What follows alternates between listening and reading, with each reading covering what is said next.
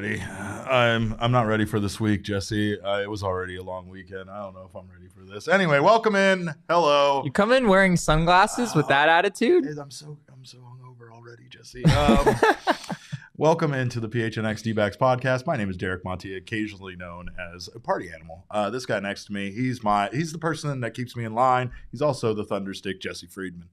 Man, you just went that hard over the weekend. You just getting ready for the Super Bowl? Is that what's going on? It's not. The parties don't start on Friday. They start like 2 weeks beforehand, and I am too old for this shit. But welcome in, guys. This show's brought to you by the fine folks at the DraftKings Sportsbook app, America's top-rated sportsbook app. They also throw one hell of a party, let me tell you. But of course, we're baseball, and we just want this whole week to end. We're baseball. I can't hang anymore. You're right.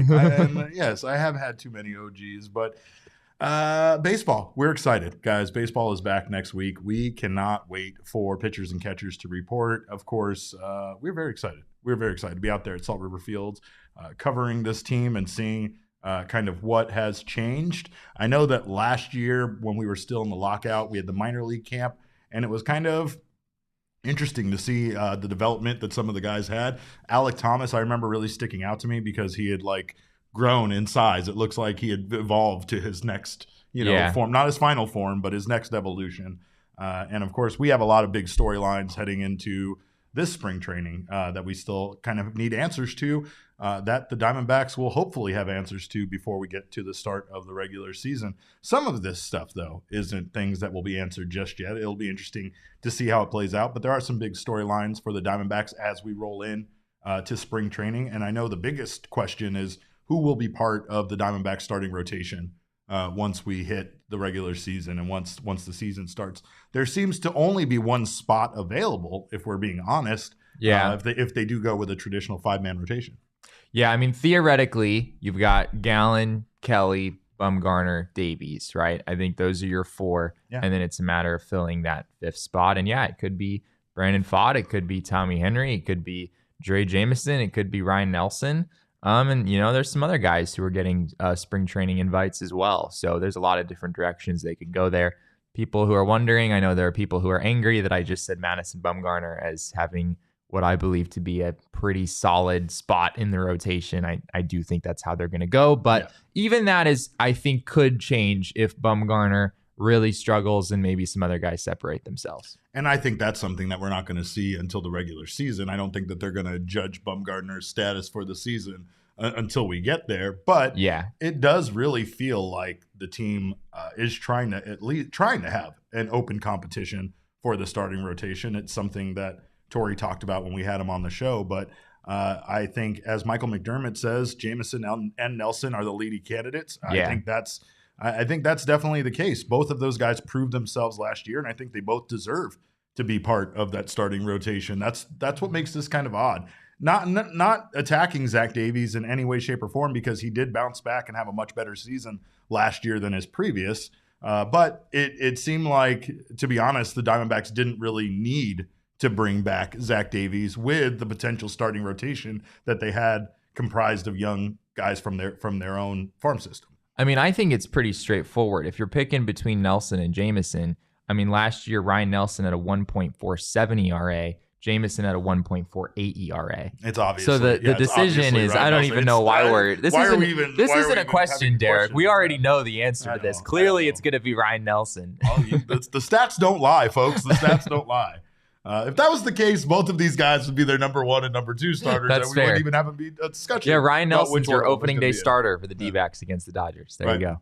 But more storylines do involve the starting rotation, like Brandon Pfaadt. When does Brandon Pfaadt get the call, and how will he factor into the rotation and the D-backs plans? More importantly, will he use the song "I Fought the Law and the Law Won" as his whatever music that he's going to come out to? But Jesse, Brandon Pfaadt, do we have a little bit of a problem with personnel with how much starting pitching the Diamondbacks could have? I mean, you never have a problem with it, right? I mean, you can never have a problem with having too much starting pitching. According to everyone. The D-backs just have this weird thing where they think that you can never have too much starting pitching, and everyone else in the league does it. That's something that everyone agrees upon, right?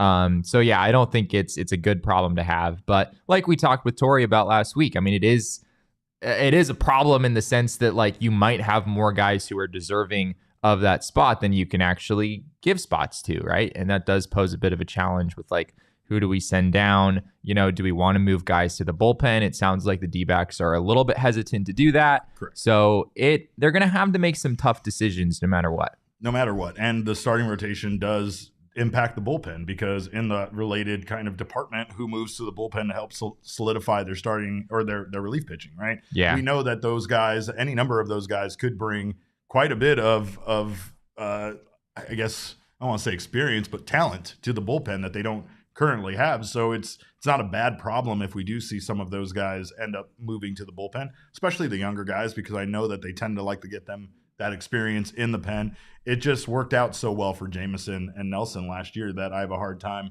seeing Pfaadt, for instance, getting called up and put into the pen when we know about not only how good of a season he had last year, but also next year. Michael McDermott says their starting pitching depth can complete pretty quickly in the first half.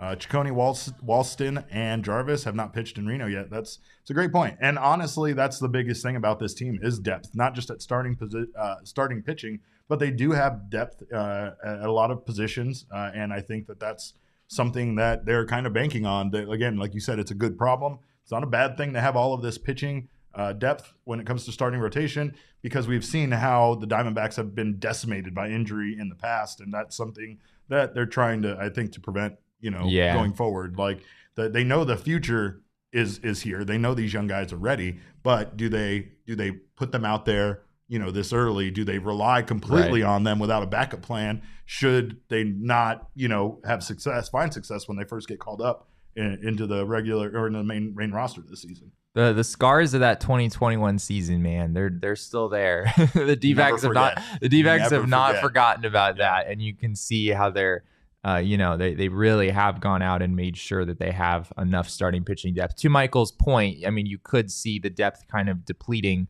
if some of these guys, which frankly we don't know how, Ryan Nelson and Dre Jameson are going to hold up long term. We haven't seen Brandon Pfaadt pitch in the majors yet. So there's a lot of question marks with these guys. And I could see a situation where somehow the D-backs wind up not having enough arms, but I think they have quite a bit of insurance, at least compared to past years. I am the Larry says, I'm really high on Ryan Nelson. That fastball is insane, above average secondaries.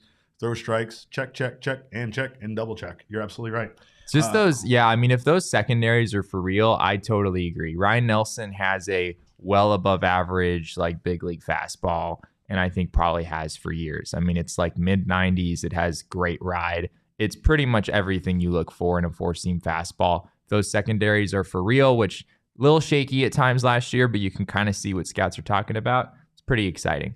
It feels like most of the early questions do surround pitching. There are some questions about some positions on the team that are going to get answered, I think, and figured out as the season progresses. Again, it's not a bad thing for them to have depth, but there is questions like, does Alek Thomas remain in center field? We've already seen Corbin Carroll projected as the center fielder of this team for the future, so just got to wonder if that's going to be something we see, or how long that takes, or if that transition even gets made. Right. We also have Carson Kelly, a thing that we've brought up quite a bit. How long does he remain their everyday catcher? We know that he's not going to be that with Gabriel Moreno being a part of this roster, but how long does he remain kind of number one on their depth chart, right, at catcher? And I think that's something that plays out based on how they performed this season. Same thing with third base, who emerges as their kind of everyday guy, who emerges as their number one third baseman on their depth chart. I think we know, like, all the other positions kind of where we're going to see guys fall at, but there's still some questions there when it comes to the veteran guys like they have, like Carson Kelly and Evan Longoria, versus the future of this team like Moreno and maybe Rojas, maybe Emmanuel Rivera. We don't know who is going to kind of get solidified in that role at third base just yet. Yeah, I think catcher and third base, those are kind of the main positions that are like, we kind of know who the guys are going to be, but we don't know exactly how that playing time is going to be split up between them just yet. So yeah, Carson Kelly, Gabriel Moreno. I know everyone's excited to see Moreno play. I have a feeling we're going to see Moreno play a decent amount early in the season, just because of his bat more than anything else. I mean, even if the D-backs want Carson Kelly to be their primary catcher up front, maybe it's a 60-40, maybe it's a 70-30, something like that. you still have ways to get Gabriel Moreno's bat in the lineup via the DH. He actually played a bunch of random positions for the Blue Jays last year. I think he played third base. I think he might have played some outfield as well for them. Gabriel Moreno's athletic enough to play some other places. I don't think the D-backs are going to do that, but they could at least use the DH spot to get him some extra at-bats. Well, those are just some of the storylines. Obviously, some of the more important ones that we'll see as the Diamondbacks head into camp next week.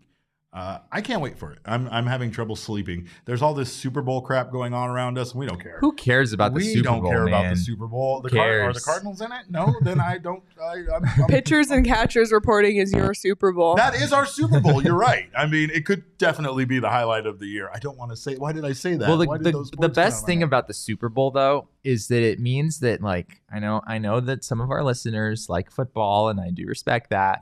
But I also have to say it kind of gets like football like out of the way a little bit, We can't wait. Once the Super Bowl's gone, then it's like, all right, your time is up. Our time is now. You still got the NBA, you know, you still got the NBA, and the apparently NHL. We still got some hockey stuff going on. Come on, Jesse. Somebody cares about that. Read the room. Read the Park down room. over there, Leah. This is Phoenix. Anyway, but it's for me, the Super Bowl is a time when it's like, all right, this is when baseball season kind of starts to become more center stage. Not center stage. I mean, the NBA playoffs is going to be huge, and baseball does have this problem where, like, you know, May and June. The NHL playoffs are also going to be huge. That's true. It's the end of our social lives, even though Jesse's social life revolves around baseball, but it's the end of my social life. Yeah, I mean, my social life never really began through the whole offseason. And here's the problem, is I should be resting this week in preparation for the long, long baseball season ahead. And instead, what am I doing?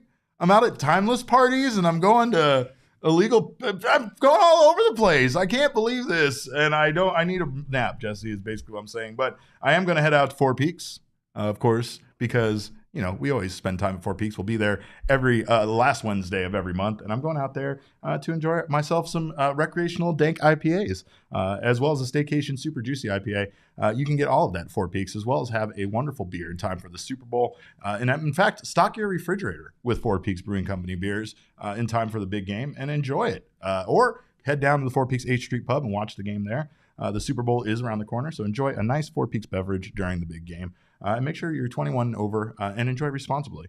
Also, download the Underdog Fantasy app now. Get down on some Underdog Fantasy. You can make the big game the day that you crack the lid on Underdog Fantasy and be an overdog against 5 of your friends, as Jesse would say. You can draft some squads, and the highest scoring squad wins cold hard cash. You can draft up to 6 NBA players. You can draft NFL players. You don't have much time for that. I want to draft the Kelsey brothers against each other. I want to pit the Kelsey brothers in some form of combat against each other. They're going to be at some media event tonight. I wonder if we'll see them, like, just a sparring event, you know, or maybe at least like at the boxing matches where they give like the fight card kind of. You want to see a boxing match between the Kelsey brothers? I want to see some sort of physical combat between the two of them. I want to bet on it too in some way. But, I will take them as part of my Underdog Fantasy teams for sure. And you can do that too over at the Underdog Fantasy app. Make sure to check them out. It's easy to get started. Go to underdogfantasy.com or download the app. Sign up with promo code PHNX, and Underdog will match your first deposit up to $100. Jesse, you know what we do on Mondays? We've talked about it. We've talked about every month is Black History Month on this show. Every week is Shark Week. Every day is Earth Day. And of course, every Monday we go to the mailbag. And of course, we have a little change to the mailbag going forward. During the season, we're going to switch formats here at the PHNX D-backs show to do a little bit more post-game stuff. So Mailbag Monday isn't going away. We're still going to have it on off days on Mondays, and we're going to still do a Mailbag Monday question every Monday. But we are not going to be able to do the huge amount of questions that we always get, and we always appreciate you guys for sending them in. So just to kind of give you guys that update, but in honor of that change, we're just answering all the questions today. So Leah, let's hit that music. My mailbox, always something interesting in my mailbox. I try to get to everything in my mailbox, and then once in a while there's a letter that makes me go wow, wow, my mailbox. Elizabeth says this is the only good thing about Mondays. No, you're damn right. You're damn right it is. Can we get our first question here, Leah? All right. We got from Brian Abdallah, who says, where do we expect the biggest improvement from last year to this year? Jesse, I'm going to let you handle that one. Where do you see the biggest improvement? I have a couple spots in mind. The first one that comes to my mind is the catching position. I think if we see a decent amount of Gabriel Moreno, and he is as advertised. I'm sure there's going to be some growing pains there. But frankly, the D-backs got bottom 5 production from the catching position last year, and that's why they made this trade to bring in Gabriel Moreno. This year, again, you're not going to see Moreno get 600 plate appearances or something like that. But I think with him in the fold, I think hopefully we see Carson Kelly bounce back to some extent as well. He really kind of hit rock bottom last year. So between those two things, that's the main position that I have in my head. Other than that, I think I see like incremental improvements kind of across the board. Like I think the bullpen should be a little bit better. A little bit better. I think the rotation, Christ, are you kidding me? The rotation with, well, I don't know. I don't know if they did enough to that bullpen, Derek, for me to say it's going to be a lot better. I think it's going to be a little better. I think I can at least confidently say that. The starting rotation, I think there's potential for that to be a little better. I think position players just all the way around the diamond. I think everything should be a little bit better. The catching position is the one spot where I'm like, you could be a lot better at that spot. Yeah. Bullpen for me. And I don't say that confidently. Is that wishful thinking, Derek, or is that your expectation? Here's why.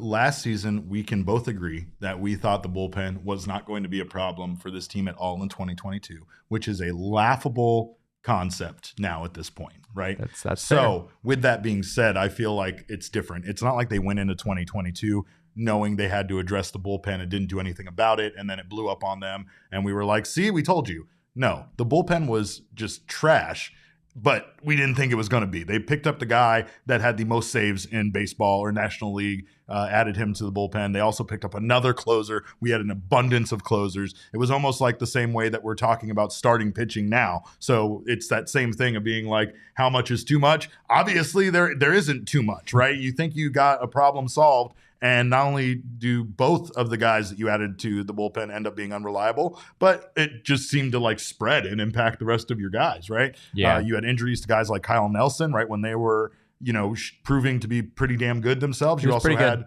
Joe Mantiply, who was excellent in the first half and kind of fell apart after his All-Star appearance. So still had a pretty darn good year, though. He still did, and that's why I'm not trying to. You can only have one walk the entire season for so long. I know, right? That's true. That's true. I am really attacking him in a way that he doesn't deserve to be attacked. But I think that with the pieces they added, I think with the bullpen knowing that they were a shortcoming next year and trying to prove themselves. And I think with the addition of whatever ends up happening here in camp and their decisions with the starting rotation is going to improve the bullpen. And I think that when you talk about a team that lost a bullpen that lost over 40 games, I think things are going to be different, and I think that it's going to be one of those situations where I don't feel like this team is going to be very patient with it all either. I think they were much more patient with it last season than they ended up being with this season because they thought it was going to work itself out. Now it's more of an immediate fix. It's kind of like having a slow leaking tire versus a tire that completely blew up and split up on you on the freeway and there's no parts of it left to put back together, right? I'm not trying to say the bullpen's that bad, but that's kind of what it feels like right now. I think they have like fewer allegiances in my mind. Like last year you came in knowing that Mark Melancon was the guy and you were going to give him a really long leash after the season he just had at San Diego. Similar story with Ian Kennedy. He wasn't the closer, but he was a setup man and you were going to have a long leash with him, and the D-backs did. And by the end of the year, Ian Kennedy graded out as one of the worst relievers, if not the worst reliever in baseball by some metrics. So they don't have those allegiances this year. And going back to our earlier storyline kind of discussion, who is going to be the closer for this team is definitely a storyline going into camp. And that's a big one for spring training. Yeah. And are they going to have one closer? We know Torey likes that, but we also know that Mike Hazen and a lot of the front office is kind of more okay with it being a closer by committee, especially with the options that they have right now in the bullpen. So I know we're posing more questions and we're supposed to be answering them, but sometimes that's the way it goes on Mailbag Monday. I think Brett has the answer. Kevin Durant would be. Oh, Kevin Durant. There yes. You go. Kevin Durant. Yeah. We can get 3 innings out of him easily. I know he has a fucking wicked fastball. So plus he throws shade like nobody. We get him on the show. I'll wear nothing but sunglasses all the time. Leah, what else we got?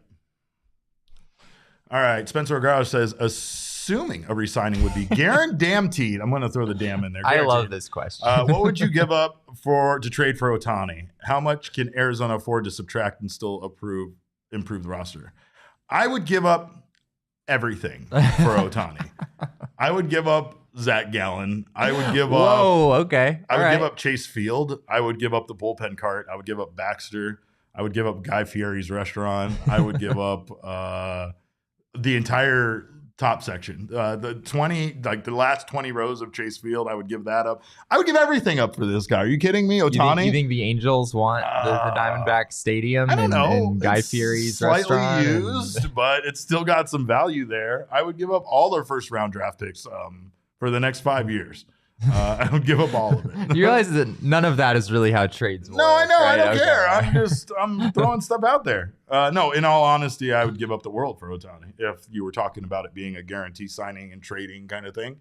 Seems ridiculous because it's kind of the position the Angels are in.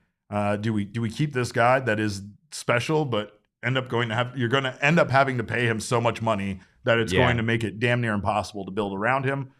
Do you just do what other teams are doing right now and just spend a ludicrous amount of money around a guy like that?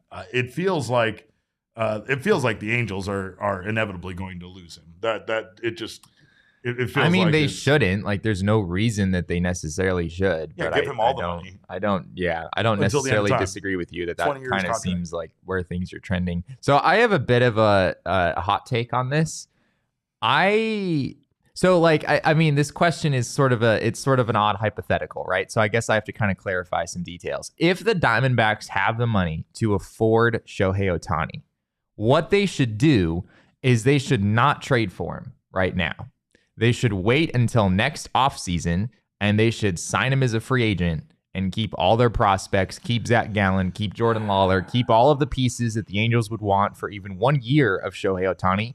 Keep all of that and just go get Shohei Ohtani next offseason. That's what they should actually do.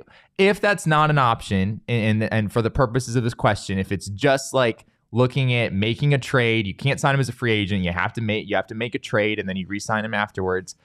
I would probably trade Jordan Lawler. I think that would be maybe where I would Jesse. Wow. Shohei I'm Ohtani. crazy for saying Zach Gallen. What the hell is happening here? I don't think you trade for Shohei Ohtani, and I mean, at that point, I don't know why you're doing it, because you're just trading away one ace for another ace. Yeah. And granted, Shohei Ohtani obviously brings everything he does on offense, but I don't think you want to trade Zach Gallen in that universe. Although, I mean, that's fair. Like, I could maybe see entertaining that as well. But my point is, I wouldn't trade a whole bunch of stuff for Shohei Ohtani, even if you knew you were going to re-sign him, for a couple of reasons. The main one being, if the Diamondbacks have Shohei Ohtani on the books for $40 million or $50 million a year, which is probably what he's going to cost, the D-backs are not going to have any room in their payroll for anyone else, right? Yeah. It would be a serious issue for them. Sure. For the sake of this question, maybe this is some alternate universe in which the Diamondbacks suddenly have money and we're not concerned about that. No. He pitches every fifth day, and then in between, he's in the outfield. That's the way that I'm running Ohtani out there. We're going to get our value out of him, is what I'm saying. We're going to get our money's worth. Jacob Franklin stopped by the chat just to say the D-backs are signing 6'7" Jacob Franklin to a minor league deal. You heard it here first. What's the point of this tweet? Are you just bragging how tall you are? I feel like that's all that was a humble brag on how tall he is. I think he's just trying to like advertise himself as a viable major leaguer. Well, and being 6'7", I mean, what is he, O'Neal Cruz? I think maybe he plays some shortstop. I don't know. Don't we still have like some sort of like ownership rights over Jacob? Like, can he just be signing with the D-backs? Wouldn't they have to? Rights. Yeah, like as a franchise, yeah. Wouldn't we have to like? No, you're right. You're right. The D-backs would have to buy out Jacob's PHNX contract. Right. I think is what would have to happen. Thank you. Which, yeah, I mean, you're not ready for that kind of. You're not ready for that. I don't know if I don't know if I'm necessarily expecting a pro sports franchise to be the ones that would buy out Jacob's PHNX contract, but there he goes with his tallisms again. Yeah, I figured. What else we got? With the championship, Kyle Dannon asks, with the championship window starting to creak open ever so slightly, is it? Whoa. How long do you think the D-backs have to win a championship with this core before we are forced to disassemble it and build anew again? And who from this core do you think will stay for the next rebuild? Kyle, we're already doing that? We haven't even gotten to the promised land yet. We're already disassembling the team? I don't know. What would you say, Jesse? I think till 2028, 29? I don't know. Is that how long the score is assembled for? I mean, so I think the main guy that I'm thinking of is Zach Gallen, and that he's here through 2025. I don't think you're going to re-sign Zach Gallen, as we've discussed in the past. And so that's the main guy that you're looking at losing. So from that standpoint, you've got 3 more years before Zach Gallen potentially walks in free agency. Beyond that, though, like a lot of the guys we're talking about are going to be here for a pretty long time, right? Like Corbin Carroll is 6 years, right? Jordan Lawler hasn't even started his 6-year clock yet. A lot of the guys we're talking about and that fans are getting excited about are long-term assets that haven't even had a year of service time yet in a lot of cases. So it really could be a while with this core. But yeah, Zach Gallen, you're probably going to lose him after 3 years. I guess that's the biggest name. But more than anything, these guys are going to be here for a while. I think you have some time. I don't know if I'm talking about a championship window opening or closing or anything at this point. I mean, I guess we could get there at some point, if a lot of things work out, but you have some time. You have some time with these guys. I think Corbin Carroll is the guy. If you're talking about a guy that sticks around, I feel like he's the guy the Diamondbacks are going to hopefully, he will be good enough that they will want to continue to build around and keep around in the future. I guess he would be 2028. 2028, after 2028 would theoretically be when Corbin Carroll becomes a free agent. So if I have to pick a year, I guess that's the year. 2028, 2029. All right, now we're on the same page. What else we got, Leah?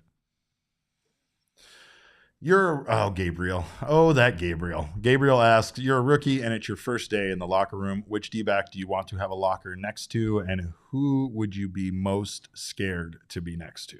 This one's all you, Derek. Obviously, it's Mad Bum is the scared one, right? I feel like Madison Bumgarner would be by far the scariest human being to be around. You want to make small talk? Good luck with that. I hope you are familiar with what's going on in the PBR.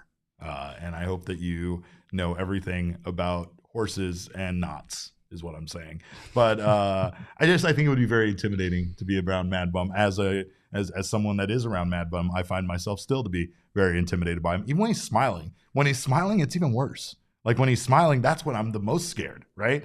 But person that I would want to sit next to, I feel like Carson Kelly would be a great locker to be next to. I think Carson Kelly would take you under the wing. Now, here's the catch with that. If I'm remembering the layout to the clubhouse last year, that locker would fall right in between Mad Bum and Carson Kelly. That's where you would be, over there in this corner area. So good luck with that. What locker? We're talking about having. Didn't he say locker? Isn't the question about? Okay. Are you not paying attention again, Jesse? No. Like yesterday with the fucking 11 or Friday? Like, my God. Anyway. No, I thought you're like, are you talking about a specific locker? Because Mad Bum and Carson last year, weren't they over kind of next to each other? Wasn't there like one locker in between them? That would right. Be I'm just locker? saying I don't necessarily remember who was there, and I don't know if you can just waltz in and take over that locker. I'm not saying it's a fictional fucking. Okay. All right. What is happening right now? My God. Carson. I think that's the key. There's also like an easier area over by Corbin Carroll. I felt like Buddy Kennedy and Corbin Carroll's lockers were kind of over on this other side. I think that would be a safe, non-threatening place to be. But I think they tend to put the younger players sort of off in that corner where we're talking about where the intimidating media people won't come and ask them questions, such as Derek and I. Yeah. Yes. Oh yeah. They like to keep a safe distance between. They do. Especially young this guys guy over here. Right. Especially when Buddy Kennedy shows up and we're dapping each other up. We're like, hey, buddy, and like everything. And they're like, no, you don't get to ask questions yet. I don't care how well you know them. They do keep me away. But that's probably it. I mean, I don't know. Is there anybody else that you would think of as a good mentor that you would want to be next to? I think Evan Longoria would probably be. That's a great pick. That's the first name that comes to my mind. I mean, the man has played 15 years in the big leagues and knows a thing or two. So if I were a rookie young player just being called up, that's who I would want to be next to. That's why he's the Thunderstick. He knows this stuff. Make sure to grab yourself a PHNX Diehards membership. That way you can read all of his stuff and never miss what Jesse has to say, as well as our other wonderful writers around here. Gerald is great. sometimes. Other times he has weird opinions about movies and shows, so we need to iron that out still. But also Howard and who else? Craig Morgan? Craig That Morgan, Craig and Morgan yeah. guy. Yeah, that guy. Yeah, I've heard of him yeah. before. Anyway, make sure to grab yourself a Diehards membership. You get wonderful merch from our PHNXLocker.com every year, like this hat, that good boy Cody behind me, all sorts of great stuff, as well as 20% off merch, like this hoodie I'm wearing. I'm all decked out in the PHNX stuff today. You get wonderful access to our Diehards Discord Lounge, the best place to be an Arizona sports fan, as well as members-only access to some of our events, some of our merch, as well as discounts to some of our events as well. Make sure to sign up for that today over at gophnx.com. We thank you guys, of course, for being here in the chat. Appreciate everybody stopping by the YouTube channel. If you haven't done so already, make sure to subscribe to the PHNX Sports YouTube channel. Sign up for notifications. That way you don't miss when any of the shows go live. If you're listening to us on your favorite audio podcasting app, please subscribe to us there. Leave us a review. We always appreciate the feedback. And of course, the most important thing right now, leave us a thumbs up. That's it. That's instant gratification that we can't get anywhere else but here on a YouTube while we're doing a live show. So make sure to do that. And before we go on to more mailbag questions presented by the folks at More Furniture, we want to remind all of you that Jesse is still not properly furnishing his home. So please make sure to shame him on Twitter about the ridiculous amount of Chase lounges he has. He showed me an order form. There were 7 Chase lounges on there. I don't know what he's doing, but I honestly can't wait to see how it ends up, really. Yeah, you'll get your invite soon. This is what you have to do. You go on More Furniture's website and you find things and send Jesse the exact link. So then no effort for him. Yeah. All he has to do is click add to cart. Yeah, exactly. Let's make this easy. I'm not spending any money on something that's not a Chase Lounge, though. So if you have additional furniture around your house that you'd like to donate, I'm willing to accept that. Or if you go on the More Furniture website and just order me stuff and deliver it and do the white glove delivery, have it brought over to my house, then I will consider using it in place of some of the Chase lounges I've already acquired. But he drove 85 minutes to pick up a Chase lounge. I don't know what's wrong with this guy. I did, yeah. You save big on the best furniture in the Valley when you head to morefurniture.com, whether you're buying it for yourself or buying it for Jesse Friedman. But I do not endorse purchasing anything for this guy because he's ungrateful. We've seen the way he acts. So anyway, we got more Mailbag Monday questions. What do we got, Leah? Will the patch, Kevin Simeon asks, will the patch be for all jerseys home and away? And the patch, obviously, that he's referring to is the Event patch, right? We know the patch. We know you know the patch. The patch that destroyed the universe. But there it is. There's the patch right there. Will that patch be on all of the home and away uniforms? That remains to be seen. That remains to be seen. There's another part of that question. Can we put that up, Leah? We also have, any chance, will fans have to buy jerseys with a patch on them? That I don't think so, but I imagine there will be authentic jerseys available that do have all of the patches, including sponsor patches, like we've seen out of the Phoenix Suns authentic gear, I would think that merchandise would sort of be included in the deal that they would sign with Avnet. Yeah. They would want whatever they're putting on the actual game uniforms. They'd probably want it on merch too. But yeah, we don't know for sure on that yet. And I mean, sometimes with the patches, they are only available for you to purchase the patch separately. Like for some of the commemorative patches that they have on the jerseys and such, I've seen those in the team shop. The Avnet patch is like a special edition. Yeah, if the Avnet patch is available for purchase, you can buy separately. Son of a bitch. I don't like it, but I respect it. I'll tell you that much. We're still awaiting the arrival of the Avnet uniform. Yes, the full Avnet alternate row jersey. That was version number 8 of our tweet, I believe. I think something like that. Yeah, you need to come with a few more, by the way. Yeah, I don't know if you've looked at the retweet count recently, but I was not planning on that blowing up the way it was. I won't lie, you folks. I didn't have that many photoshops.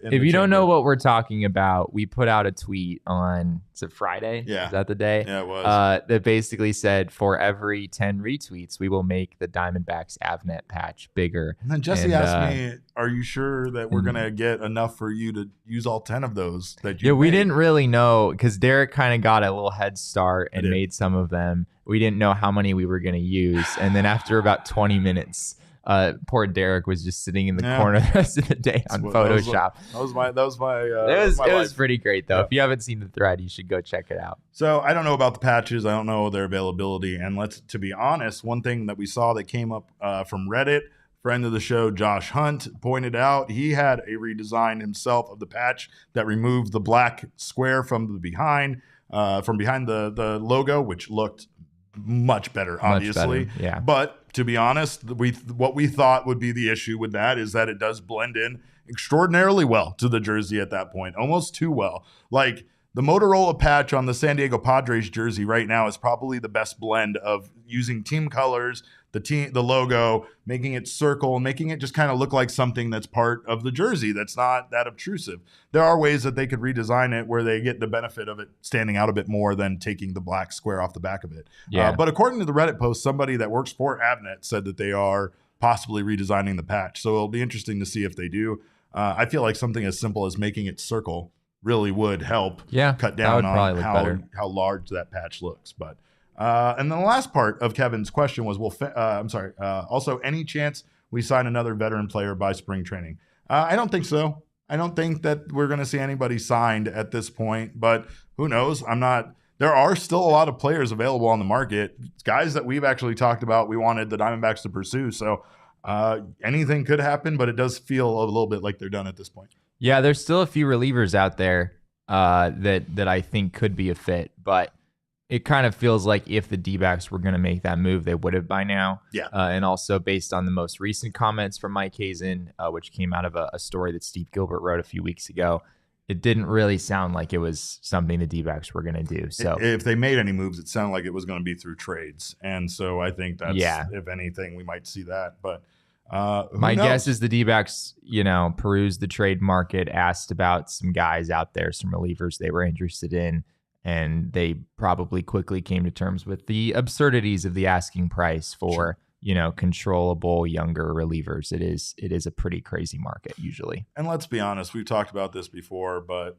the Diamondbacks there's no benefit in them revealing that they're going after guys if they're unsuccessful with it. It like what we've seen this offseason quite a bit, especially with every team that tried to sign Carlos Correa, it can make you just end up looking a little silly if the thing doesn't go through. So I don't know, but I think that it's probably very slim chances that they do pursue anybody via free agency, at least at this point. If it is, it's a reliever. I can pretty much say that confidently. I think I would agree with that too. All right, what else we got, Leah? Jacob at Jacob Schultz 2 on Twitter asks, which D-backs player would you not let date your daughter, and which D-backs player would have the green light? Whoa. Wow. I'll answer the second part. Well, see, I don't know. This is. I want to know if this is Anthony Totri asking this question secretly. Is this a Totri burner account? Because Totri was going around the office asking us if we would let him date our daughters, and of course I was like, "My daughter's 11, you monster," and he was trying to say hypothetically, and people were like, "I don't have a daughter, but no, I wouldn't." We all said no. Everybody said no. So. I said he would steal her 401k. That's what I feel like would happen with Totri would date my daughter, but. Part of this question is, which D-backs player would you not let date your daughter? And this is hard because I feel like this is going to insult someone, right? No matter what. But if I have to say Alek Thomas. Really? And I'm going to give you a real reason why Alek Thomas. That is a utterly shocking answer. Alek Thomas, I'm going to tell you why. In my opinion, Alek Thomas looks like a heartbreaker. Alek Thomas looks like he is going to break my daughter's heart, and she's never ever going to recover from it as long as she lives. How do you identify until I introduce her to Corbin Carroll, and then that's who's I'm letting date my daughter is Corbin Carroll. How do you identify it? I'm Brett Johnson agrees with me, said it's got to be Alex. See, I don't know. It's just something. It's a feeling deep down inside. Why do I look at Totri and instantly want to say no? I don't know. He's a good guy. He's got a good job and a good future ahead of him. I just feel like he's going to commit some sort of white-collar crime that's going to put her in jeopardy. You know? Is it something about like the way that Alek Thomas catches fly balls? Maybe. Swings it. Like, does it have something to do with his baseball skills? No, or this is I feel like he's just too handsome of a fella. Are you maybe saying that players with high ground ball rates tend to be more heartbreakers? Maybe that's what I'm saying. Maybe I'm worried he's going to go back to Reno and not stick around in time to. Maybe there's going to be a lot of back and forth. I don't know. I just really feel like he's going to break my daughter's heart. That's what I feel about Alek Thomas, and I thought that since the day I first met him. From just looking at him, I was like, it's a good ball player, heartbreaker, but a good ball player, right? think Jake McCarthy, just solid dude through and through. Yes. Solid dude. Yeah, like Jake is the kind of guy I'm going to ask my daughter, how's Jake? Right? You guys made any plans for marriage or anything? Like, I would be pushing the envelope with Jake, I think, a little bit. I would be like, let's get this figured out, right? You guys, you're adults now. You love each other. Why can't we make this shit official? Let's do this, It's true. Gabriel says dating anyone but Alec would be a downgrade. See, that's the problem. With dating Alec Thomas, you've reached your pinnacle of good-looking men that you're going to date, and then after that, it's all downhill from there. I don't know. Geraldo Perdomo, solid guy. Yeah, just seems very wholesome, just reliable. Yeah, he's going to be loyal. He steps up. He steps up. Yeah. Right? He stepped up. He stepped up last year. All right, what else we got, Leah? What would your walkout entrance song me? I think he means be, but we're going with me. What would your walkout entrance song be, Jesse? You got one yet? I have a few in the works, and I think you're going to make fun of me for them. Of course I'm going to make fun of you. There's no doubt about that. I think Lean On Me is Lean On Me is like the best song. Jesse. Oh my God. Jesse. I think it would be hilarious because let's be fair. Lean On Me, the vibe of Lean On Me is not really the vibe of a normal walk-up song. Right. But there would be something so beautiful about just the discomfort and confusion in the stands. And it would be oddly confident too, right? Like you're almost saying, I fucking got this, don't worry. The rest of you guys couldn't get on base, but I'm gonna fucking take care of business. But it says it in a folksy kind of slow way. That either that or you got a friend in me. Oh my God, yes. That's actually great. I'm just going, the most wholesome, I don't need to be pumped up. Yeah. I just need to be. I'm relaxed. I'm cool. I'm calm. I just need to be me. Yeah. So that's what I would go with. It's great. It's great. You have totally ruined my choices because mine were actually serious good songs, like "Spirit in the Sky" by Norman. Are you saying "Lean on Me" is not a serious good song? No one's actually doing that. But "Spirit in the Sky" is the greatest baseball song ever that ever existed, and I don't know why. Maybe it's just because they put it in so many movies and my childhood is attached to that as the theme song to it. I can't answer it, but I love Spirit in the Sky, and that would be. But I currently come out as a pro wrestling manager to Industry Baby. And that is an incredible song. Can you sing it for me? No, I can't. And because there's some trumpets, it sounds very triumphant. It's more about the musical part of it. It's just the beginning of it. It sounds very much like someone of importance has arrived. Oh, so is this Edwin Diaz-esque with the trumpets? It's got a little bit of some a little bit, but it's Lil Nas X. So, but it's mostly the instrumental part of the beginning. He also says some cool ass shit to start it off, so I like that as well. But also, there's cohesion between my pro wrestling personality and my baseball player personality. So I feel like that makes the most sense. You got to have one brand. Leah, what else we got? Jim Mitchell says, I'm excited by the offseason moves and the development of our young prospects, but I'm still worried about bullpen depth. Will there be any movement in the bullpen before the season starts? Yes, I think there will be movement in the bullpen. Definitely. I think before the season starts, I don't know, like we said, we don't think it's going to be acquiring new players, but I do think that it's definitely going to be movement within the organization, whether it's from the minors, whether it's from these guys that they have ready for the starting rotation that just end up going there. But I think that we will still see some pieces added to the bullpen. I mean, yeah, externally, I don't know, but I agree that, the D-backs are going to come in and they're going to have a competition in spring training, and it will be a very interesting competition. It will almost be more open-ended than any bullpen competition I can really remember, because there just isn't that contingent of veteran, they're going to be there guys. There's just a lot. There's some talent, I mean, like I said earlier, I do think the bullpen will be a little better this year, but it's not really clear who those guys are going to be. It's just that the general talent level available to them there feels higher than it's been in past years. And there's some exciting arms, right? Justin Martinez, Carlos Vargas, guys that throw 100 miles an hour, stuff we haven't necessarily seen recently. So there's more to pick from, and it should be interesting to see how all that works out. All right. What else we got, Leah? The Don's Bread question of the week. If you had to choose someone from the D-backs to host Saturday Night Live, who would you choose and who would be the musical guest? I'm going with Tori.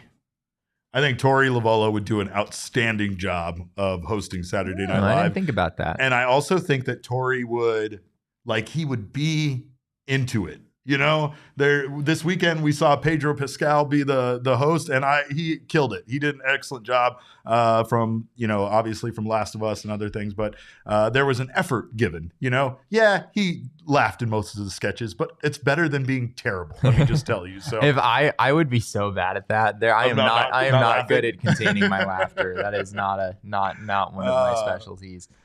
I feel like I have a couple guys in mind. So I think that Carson Kelly would be a pretty good, just his general personality. He's just very relaxed and just sort of, comfortable in his own skin. I think he would enjoy doing something like that, as wild as it would be to see Carson Kelly actively doing that.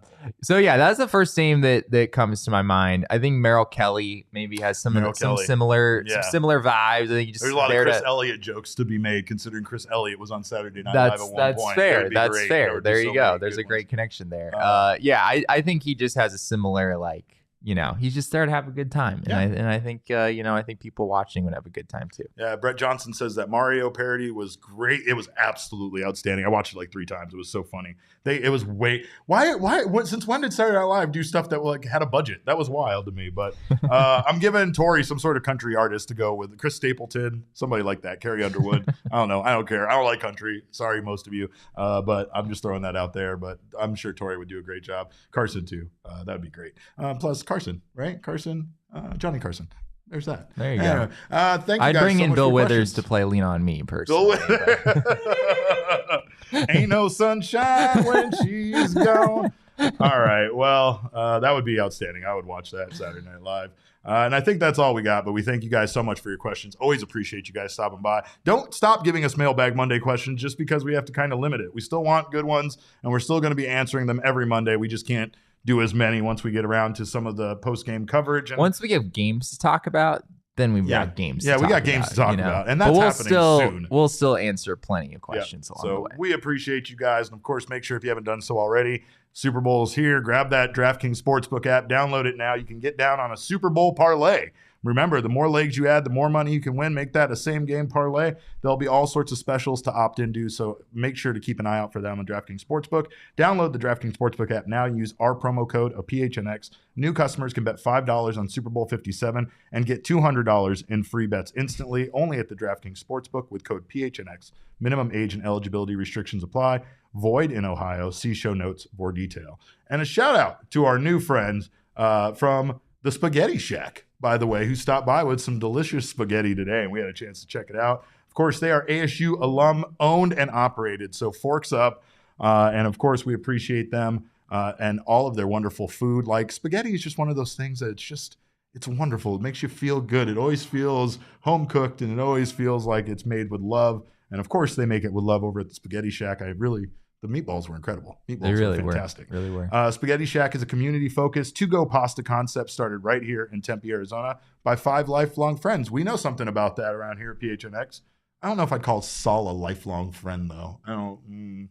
The jury's still out on that Espo maybe, but Saul definitely not. But we are currently serving Tempe and Queen Creek and hope to come to your neighborhood soon. So keep an eye out for Spaghetti Shack if you are in the Tempe area, especially any of our friends here for the Super Bowl. By the way, keep an eye out for meetings with the mayor. I'm giving all of you out-of-towners tips on the best ways to spend your time here in Phoenix for the Super Bowl. So it should hopefully keep you safe, keep you from spending too much money, and keep you fed. But make sure to follow us on Twitter. In the meantime, I'm at Cap_Caveman with a K. Jesse is at Jesse N. Friedman. Our show is at PHNX D-backs. But of course, all roads lead to at PHNX_sports on Twitter, Instagram, and Facebook. We thank you guys so much for giving us your questions and being here in the chat today. We always appreciate your time. On behalf of Leah, Jesse, and myself, we love you and thank you for being here. And remember, kids, baseball is fun, but it's so much more fun when you let Jake McCarthy date your daughter.